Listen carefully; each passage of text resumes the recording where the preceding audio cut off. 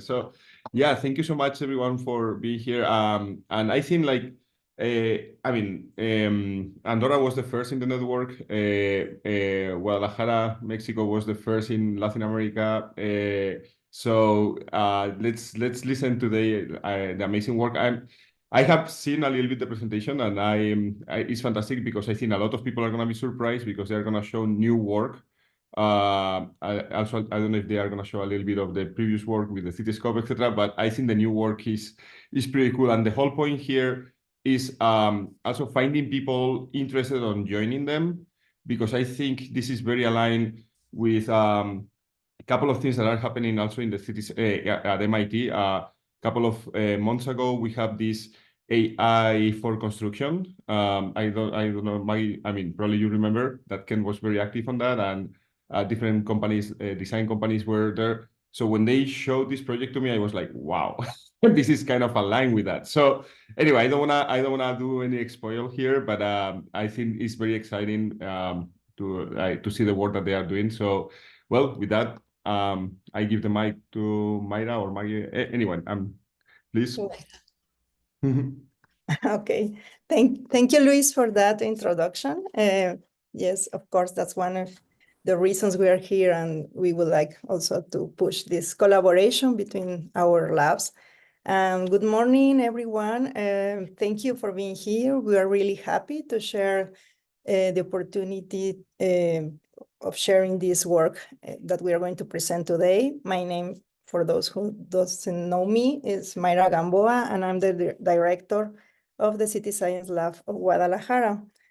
For our new colleagues, I would like to introduce our lab, which is focused on creating innovative interventions in vulnerable urban environments using comprehensive technological solutions and multi-sector collaboration. Next slide, please. Today, we are glad to present current work from our lab. Last year, we presented one specific project, which was the Cityscope. We are still working on that, but we consider that we would like to show a brief overview of other works and activities that we are doing that you might be interested in joining us as well. So today there's going to be a few colleagues of the laboratory who are going to present. The team is a little bit longer, but just other 5 colleagues are presented today. So next, in the first part, I would like to mention that our projects are grouped or categorized in these 3 lines of research that we could basically summarize as follows. On the first side, we have people. Those projects who are related to interactions with people. Here we can find, academic projects, building connection among different specialists within our local network of the university, and also working very closely with local communities and underserved people, which is one of the main areas of our work as well. On the second hand, we have cities. It has to be everything related to the structures that shelter those individuals. And in the third phase is the living, this concept of analyzing the relationship with life and urban form. Next slide, please. So to achieve this objective, the university opened this laboratory in 2019, almost pre the pandemic, and it was not an easy task. We started with minimum resources under these limited constraints because of the pandemic, and also with a few collaborators. And here at the UDG, which is the second largest university and 19 campuses, is all the laboratories that we have. This is one of hundreds of laboratories that we have in the university. The structure and the bureaucracy is very tight. So to avoid these administrative constraints and issues, we promote and to promote the openness to multidisciplinary participation in this lab, the lab was born as a strategic program closely related to the university president's office. And in that way, so that way we could not be attached to only one campus, no? So instead, it was conceived as a laboratory for all the researchers interested in city science studies and the development and in deployment of prototypes. Next slide. So the formalization of this administrative structure and the opening of our facilities at the Museum of the Environmental Sciences was possible last December.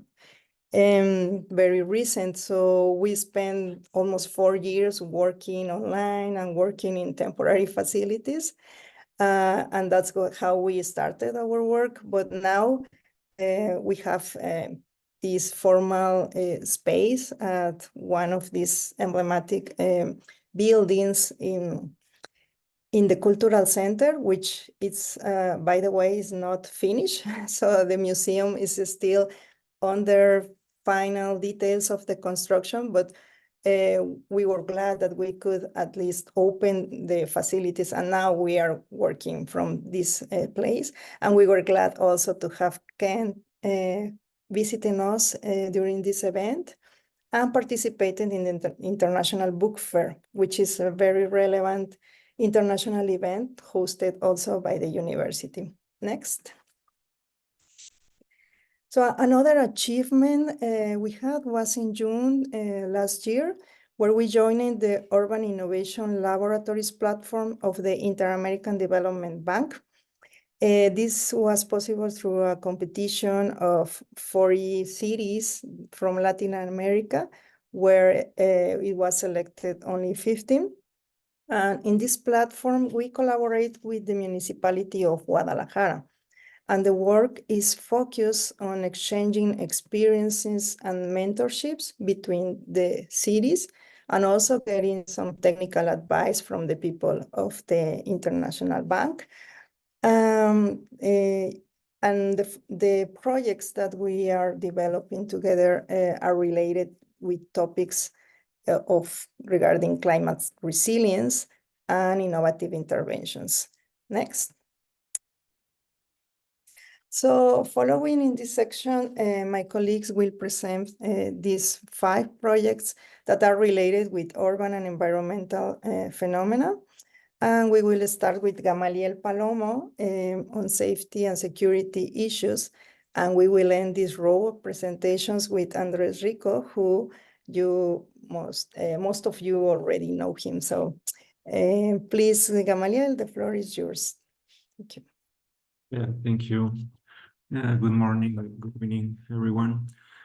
I wanted to talk to you about one of the research lines that we have been working on in the laboratory, which is the simulations, which is the simulation area. This time I will present to you 2 of the projects or 2 of the most recent projects that we have been working on. The first one is related with the safety and security of the university community. We don't have already a final name for it, but it is called right now Safer University Environments. The context is the next one. Currently, we have about 300K students enrolled in the university among all the 15 campuses and 71 high schools. And this is good, but it represents also very exciting challenges. One of them is the topic of security. So as all the campuses are distributed not only in the Guadalajara metropolitan area, but alongside the state of Jalisco, that means that we have different environments and different specific cases for each of the campuses. No?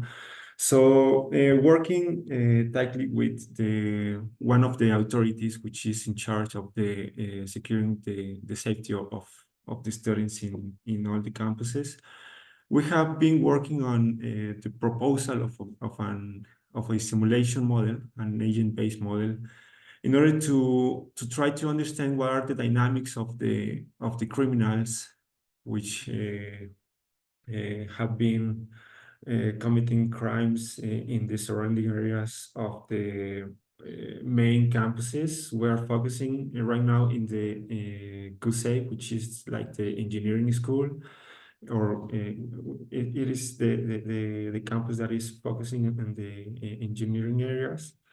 So why we are choosing this case study for the beginning? This is because we have been noting a growing tendency since the last years in the report of robbery, drugs, and sexual assaults. No, so the agent-based model that we are proposing basically has three kind of agents, which are the students. For those agents, we consider the daily routines. We consider the schedule for the classes. We consider that they have some activities coming from early in the morning, and they end their activities later in other activities out of the campus. And also, in order to incorporate the behavior of the Bulgars, we have been studying and including some notions of which is called crime prevention through environmental design, environmental criminology, and the theory of routine activities that enables us to incorporate some relationship that happens between the environment and the decisions that criminals make. This has just one objective: try to see what kind of interventions are needed, what kind of solutions are the best in order to not to make the normal people or the students people feel safer. No, that is not the main objective of environmental criminology. The main objective is how can we make unsafe environments for the criminals, no? And that is made mainly through some modifications in the perception of the streets, in the some modifications in the state of the same space, no? So that is the main objective. So we have the possibility to test different scenarios in which we modify different parameters. For example, the presence of or the number of criminals, also the perceived punishment of crimes, because here in Mexico we have a problem with the punishment of the crimes. We have very low rates of punishment. And that is actually one of the main problems. Also, we can modify the presence of the authorities, like the police, no? So that enables us to test different scenarios and to see what are the possibly the areas that are most likely to have crimes, no? So that's one of the projects. Next, please. The other one is a project that has to be with an ecological area that we have here in Guadalajara. That every year we have a lot of wildfires there, and it is like what we call here a natural protected area, which is Bosque de la Primavera, and one area that is currently fighting between preserving or keeping the natural area and urbanizing is called the El Bajío area, or El Bajío zone. Despite the environmental importance that this area has to the metropolitan area, we have seen a lot of urbanization in that place. No, so in collaboration with the IME plan, which is like the urban planning authority here in Jalisco, we have been designing an agent-based modeling. The next one, please. An agent-based modeling that can enable us to determine the possible consequences of the urbanization in that zone, no? Which is the natural protected area. And we are focusing on the consequences related to the flooding, which is because this is a very specific area with very specific orography, which needs a certain or a kind of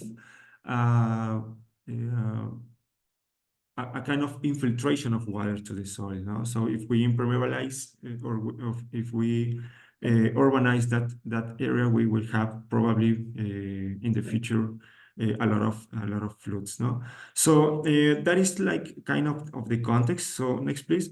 The simulation currently shows the area which is El Bajío, and we are simulating a different kind of rains or a different kind of inputs of water to the area, and we are trying to test what are the consequences of urbanizing different zones or different sub areas of this polygon of story. No, so this is still work in progress. We are working on proposing different scenarios, urbanizing maybe not all the area, but just different specific zones, or not urbanizing anything in that area. So we are working right now in proposing the different scenarios to test, and that is the current state of that simulation. We are working on other simulation projects, but these two are two of the most recent ones. And that's it from my side. Thank you. Thank you. And next, we will have Lalo. Yes. Good morning, everyone. Well, we are developing a meta project as container for 4 separate projects that interweave to seek a common benefit. These 4 projects aim to understand the functioning of the human brain and its way to representing itself in space.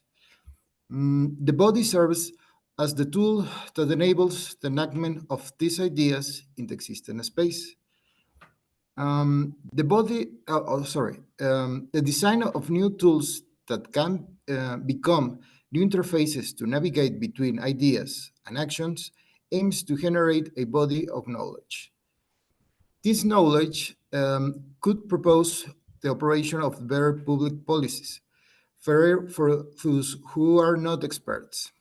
Next, please.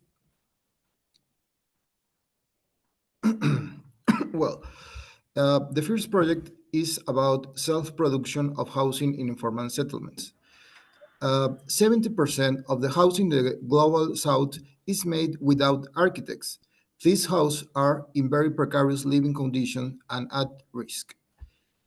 The objective is collaborate with families who lack access to professional assistance and support them in the design process, taking into consideration their unique ways of living in informal settlements.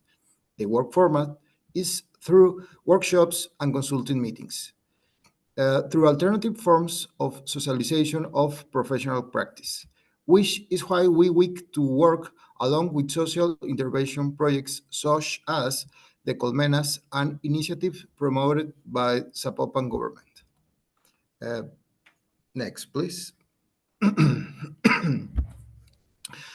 The project's approach is based on participatory design, which explores inclusive and less specialized systems of architectural representation to transform the built environment through exploring alternative design tools,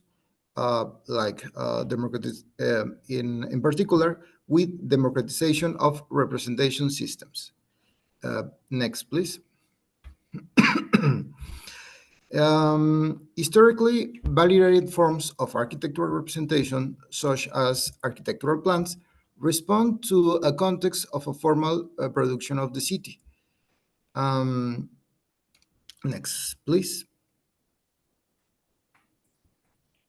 The reality in informal communities is different. It is designed for more organic and intuitive forms of architectural representation outside of institutionalized professional practices. This often leads to problems in various housing self-production projects, as we see in this case. Sorry. Next, please.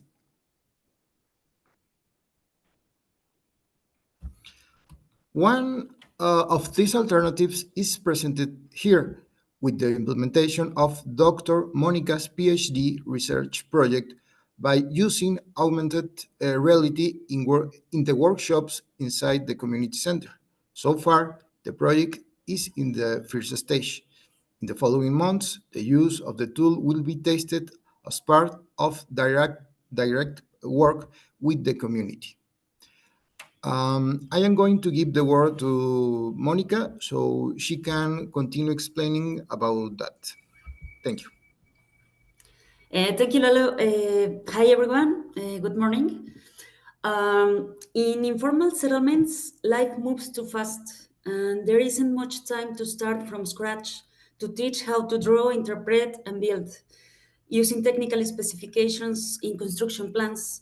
This is the reason we are starting to work with an augmented reality model that removes the problem of representation at small scales of drawing. In fact, people need to imagine the reality, and that is hard, no? It presents models at full scale in the actual spaces and follows for their manipulation in real time as if they were large Lego pieces. Simultaneously, we are working on developing the project Architecture Without Architects, where through artificial intelligence, the pieces are now interconnected. So through proximity relationships, they construct the architecture. Imagine that technological development now allows people who cannot even read and write in the worst scenario cases to wear Norman Foster glasses, no? For example, to self-build a decent home. This is not about erasing architects from the map. I am an architect myself, and I have found that we are like cockroaches, no? Not easily eradicated. No, the reality is that from the 15th century to our days, architecture has been envisioned as the art of creating spaces that can reach intangible qualities such as beauty, great human freedoms, and excellent life, no? But we are talking about 80% of the city in the global south that is being built without experts. Why not enhance a cause that already exists? We are talking about improving the lives of people who cannot afford the cost this represents. If technology cannot do anything about these problems, maybe we are doing something wrong. No? Now I give the floor to Andres, who will talk about another approach which seeks solutions to another substantial problem in this type of communities. Thank you.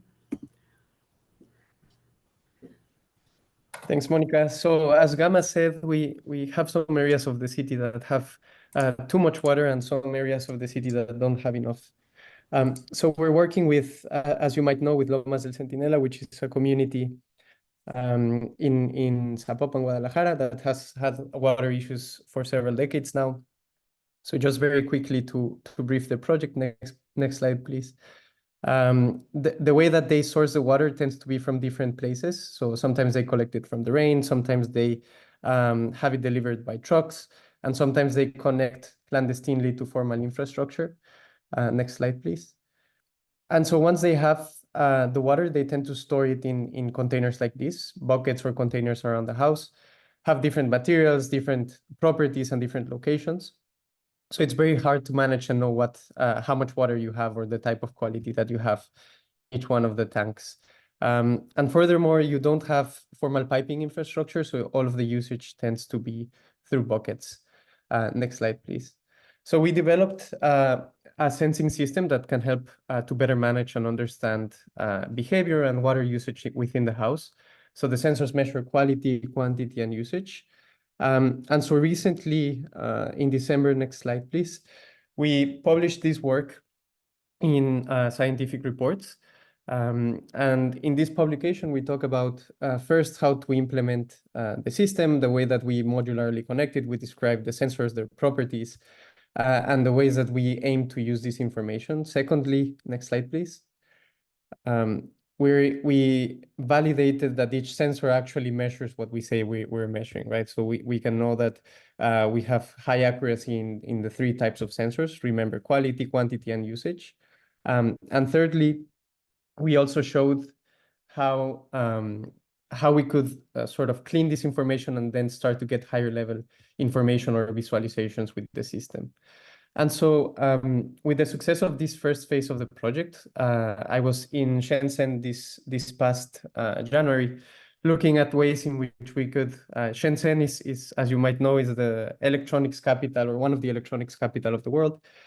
So we're understanding how to better design and implement the second version of the system. So next slide, please, Monica. And so we managed to create a new design that reduces cost, reduces the size, has less power consumption, and that is way more easier to manufacture, more reliable, and we're improving on the waterproofness of the system. And what this will allow us to do is, the first paper was about studying the sensor system. So next, we're going to be studying what the sensor system can enable if we put it in more locations. So we're aiming to understand, next slide, please. First of all, like the different approaches that can be enabled with this type of information. So top-down meets bottom-up. And so for the bottom-up approaches, we're looking at developing new or studying new interfaces that can help with local management. So this is studying the right interfaces for delivering the information to community members in a way that they can take actions to better manage their own water locally. And secondly, we're also aiming to partner with a local NGO from IMEPLAN, which Gama mentioned, is the local authority on urban planning. And so we aim to use this information or the data from these systems to better design a rain capturing system that they are already installing. So we're aiming to partner with them for the next phase of this project and seeing where we can scale. But we'll report on that in the next network meeting, probably. Thank you. And with that, I give it off to Mayra for the final remarks. Yes, thank you, Andres. Okay, so next slide. So as a conclusion, we would like to highlight that being immersed in this ecosystem of 19 campuses distributed through all the state of Jalisco, and which different focuses, because those who are located in the metropolitan area are devoted to specific areas, and the regional ones are multidisciplinary, but with close to 350,000 students and professors, it's very difficult to know who is doing what, no? We don't know really who is the people who is working in urban studies. So next slide. In this regard, we are launching an initiative to identify those researchers and the programs in city-related topics within our local network at the university faculty members. This will be done through Congress of researchers that we are programming for June or July. We are not yet defining the exact date, but as a result of this Congress, we will set up a website and this platform where we would like to implement all the information that we can collect and make it accessible to the population, the community that can consult and actually make the connections between the researchers through this platform. So this will allow us to get to know each other and to start working together. So because this is huge. Next slide. And finally, I would like also to highlight these collaborations that we have had these activities since we started with the Boston group. We have projects related with research from the PhD students at MIT, We have already seen this very important work presented by Andres. Previously, we have Gaby Vila, Leticia Izquierdo, Guadalupe Babio, who have also conducted research here in the metropolitan area. And currently, Eduardo Bilbao is conducting a very interesting research on mobility scenarios for our cultural center, and is based on analyzing surveys that we have applied to the students from different campuses.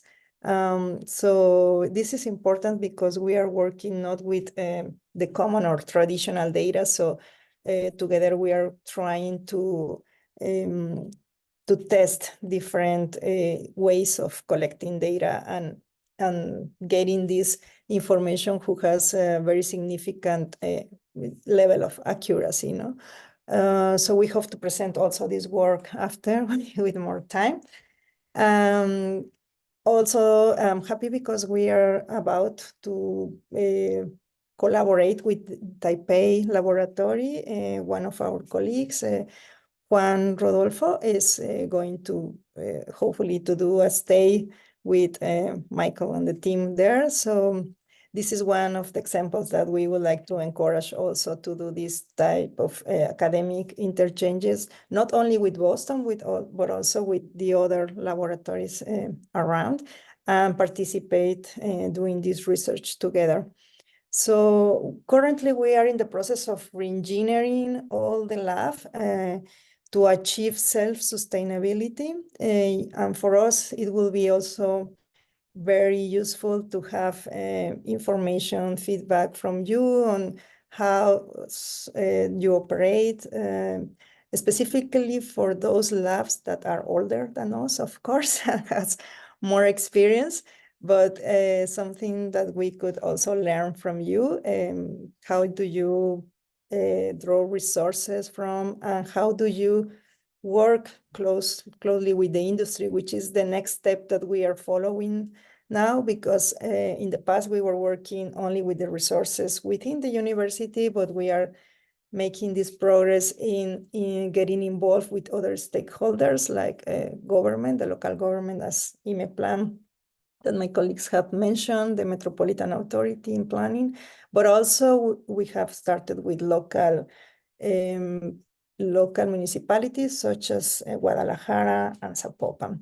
So for this purpose, we invite you to connect to an upcoming launch meeting that we are also preparing for you, where we will present one of these projects, that one related with housing, in more detail. So I think for today is everything. Thank you very much. And we have some minutes to have some comments and questions. Yeah. So thank you so much. Thank you, Mayra. Thank you, team from Guadalajara. Wonderful presentation.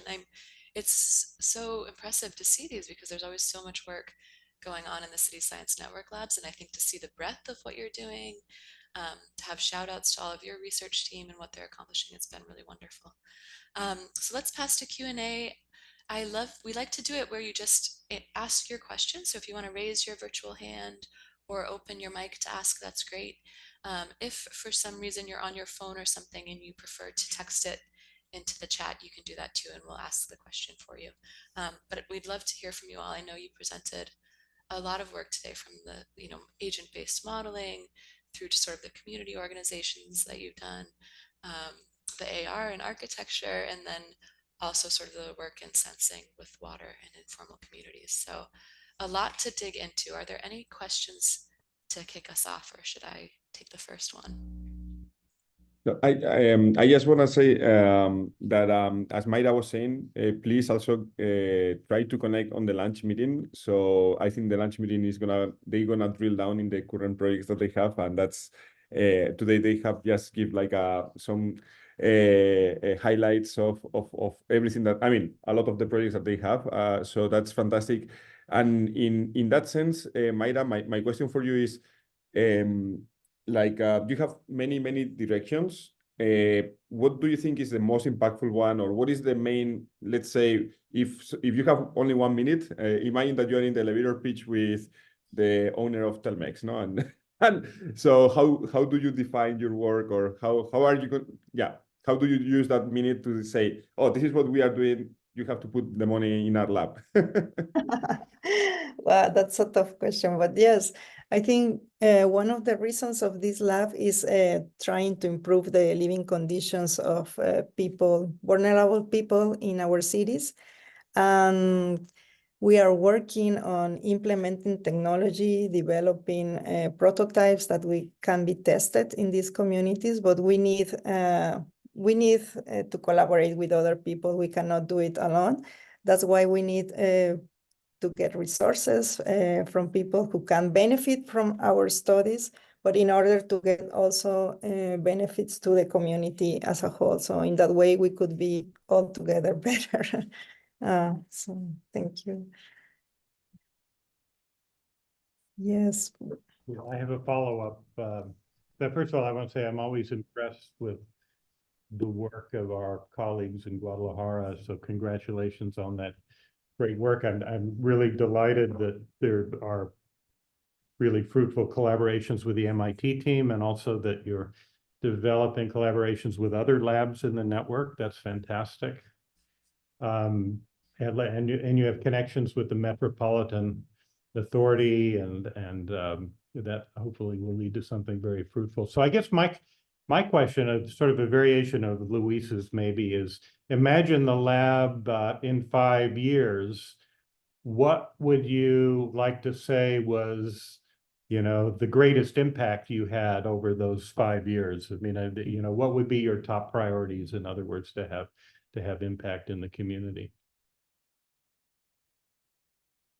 Well, we actually would like to make a significant impact in the local communities. We know that there's a lot of work that the university do inside and in terms of academic projects and papers and publishing and doing this, but I think we have to work closely with the community. That's an area that it has been underserved or forgotten for a long time, and that's why the people has to do or attend their needs by themselves. And us as a laboratory, which is set up within a university and this academic environment, we can do a lot in terms of improving capabilities, no? Where all the learning process, I think it's very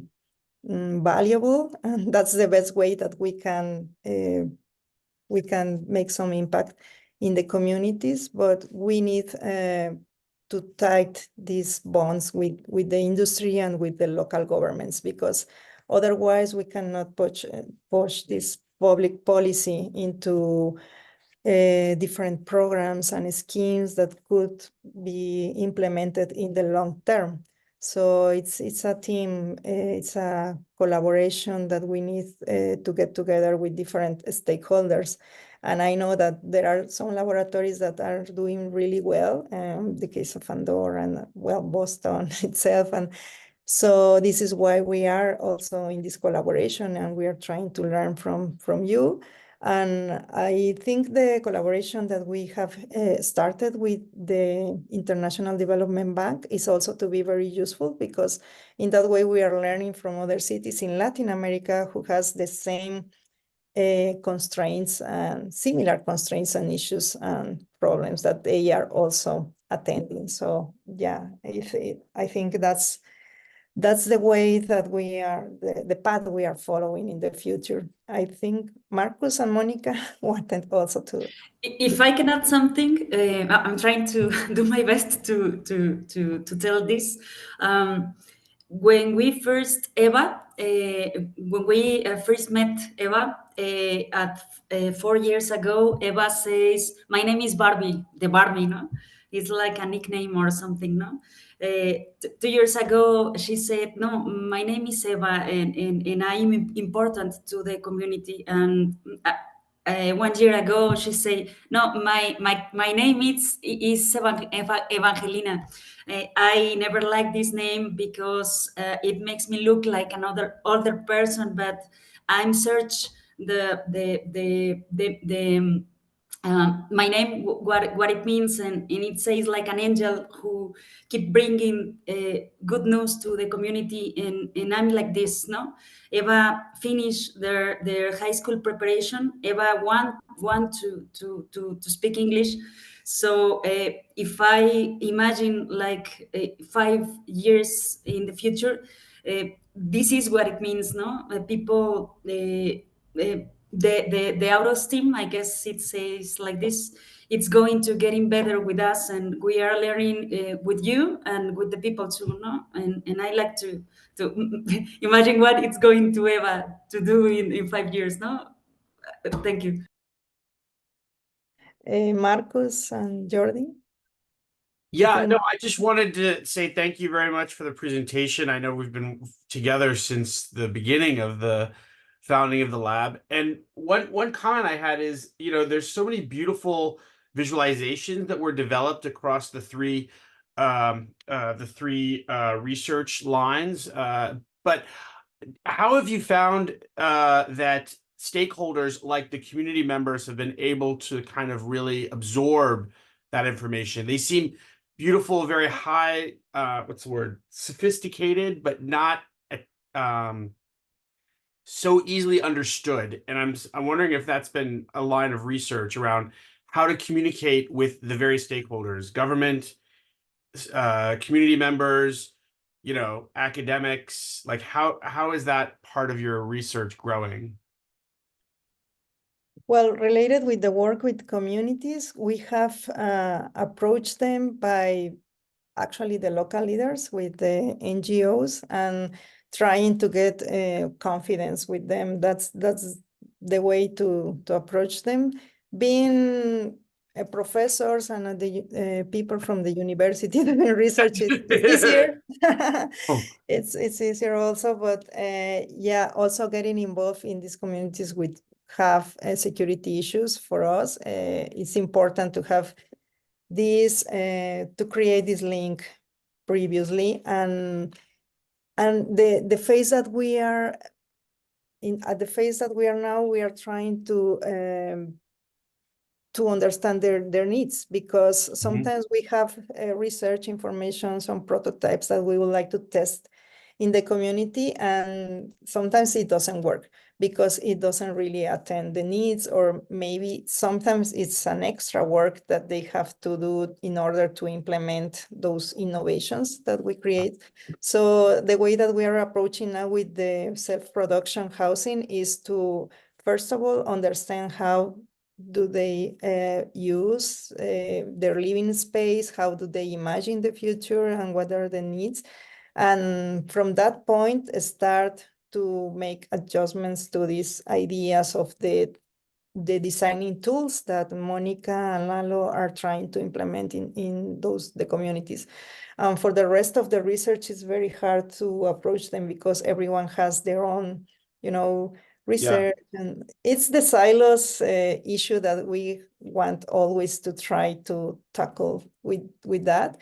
But hopefully we, in that sense, first knowing who they are, what they are doing, and trying to collaborate in order to have resources for our common projects and have a win-win situation. That's the way that we are trying to approach to involving more stakeholders. Yeah. Yes, Jordan. Thank you. Yeah.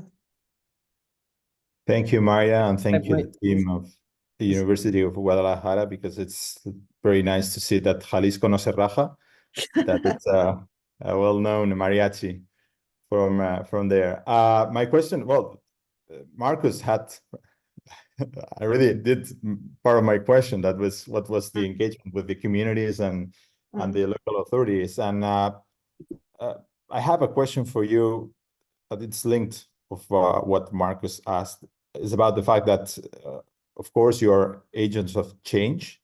You are putting some solutions and ideas on the communities, and also some insights that you can give to the local authorities. How is this ideas and solutions that are being received by the public administration? Is it something that it's okay, nice, we'll take it into account and we'll try to fund more programs, because we can see that this, the way that you are doing things and the this capability of being agents of change it's something interesting, or there is some kind of stop of, okay, it's good, nice to have that, but we'll continue with our local politics that probably are centered into the short term. Well, that relationship with local government, it has been really difficult for us to implement it. That's why we are kind of behind on that, also because of the constraints, budget constraints that we also had at the university. But now that we are working on that, I think we are doing good steps on that. That's why we approached, or we are close now to the IME plan. We look for this entity because it's not the municipality itself. They represent the group of municipalities of the metropolitan area, and they have the global vision for the urban growth and the policies for the metropolitan area.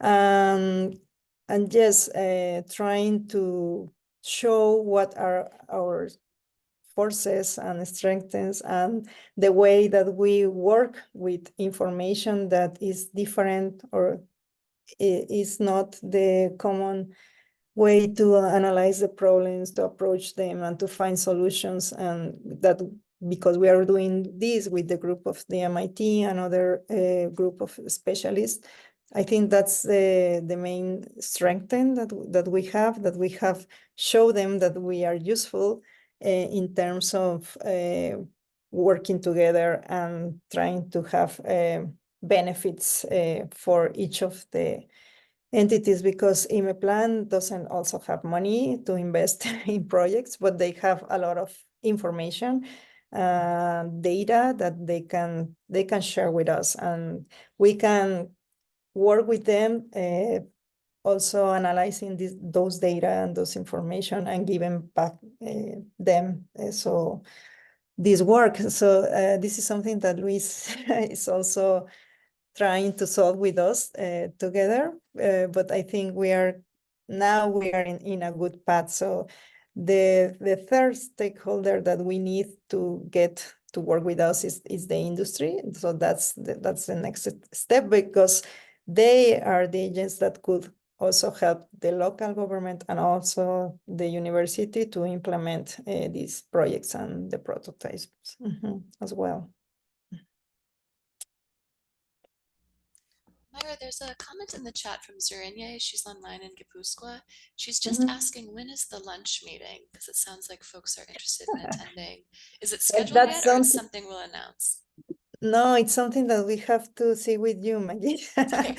When do you want, when do you have time to do it? And we can, schedule it for 1 or a couple of months. I don't know how it's the agenda, but yeah. Yeah, we'll find a good time and we can email this whole group of folks so that everyone's aware, so that you all can attend.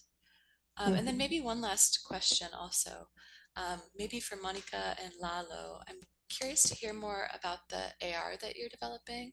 And my main question is, are you intending that the AR will be a tool that will sort of help with the construction process, or is it more about imagination and kind of envisioning sort of what's possible? And also, if you've shared it with folks, what have their responses been? Thank you, Maggie. Okay, Lalo. Sorry. Yes, it's more about visionary, about the process design, to think the house of the process, about living conditions. The construction is not a part of the project in this moment. We have some stages because we think that we need to solve the problem that the houses collapse, and in the earthquake, the 80% of the houses just fall down, no? And the dream is like, this is going to be a public policy, but we can do we can I don't know, have this, because we are not politicians, but we need to design this to the people, learn how to build. So it's a pedagogical, educational, maybe, sorry, process when they going to know just how to imagine the house, but what it's going to cost. And they need to plan, because they need to have time to build this, no? So we have stages, and we are just building this with the people to see what it's going to work for them. Awesome. Maybe I answered that. Okay, thank you, Maggie. Makes perfect sense. Thank you both. I will add just a comment regarding the colmenas, because I don't know if it was understood, but the colmenas are the community centers, that they call them colmenas because it's related to the bees, how the bees behave and interact. And that's the spirit of this program that the municipality of Zapopan has implemented. Right now, there are colmenas in 3 very marginal areas of the periphery of the municipality of Zapopan, located in these informal settlements. And they have facilities, they have people who is working the whole time, but few people, some psychologists, because they provide services in the psychology area. There's a lot of issues related with that, with violence and domestic violence and things like that, and some workshops. But what we have seen is that those workshops are very related to recreational or sport activities, no? Which is the people demand in order to have something to, to complement with ordinary activities. But here we see the potential that the university could work with them in order to actually improve these capabilities of the people, working in providing them certificates, in order that these people could actually set up in the formal employment area. So that's why we would like to work with them. We have been some of this work with the pilot project in Lomas del Centinela, which is also in Zapopan, but in a community and with this informal relationship through the NGO. But now we would like to formalize this collaboration and working closely with the municipality. And also, they don't have resources, we don't have resources, so we have to work together in order to get those resources. But I think we have the basic tools to start working with them, and also in a way to make a significant impact in this community. So hopefully we can talk about this later in the next meeting that we have. Thank you so much. Yeah. Yes, and this is an historical participation, because imagine that UDG, it's like empowerment, no, institution, and maybe the people who doesn't know how to write, how to read, now have this diploma and say, I can do this, no, I'm a professional about this in the life things, no. And this is great. I guess this is one thing that Mayra, it's going to change, no, the history of the university, no? Well, not me altogether, but I think it's something that maybe we can do along with Hamburgo. We had some previous work exploring these topics, and we would like to invite you also to continue with this collaboration.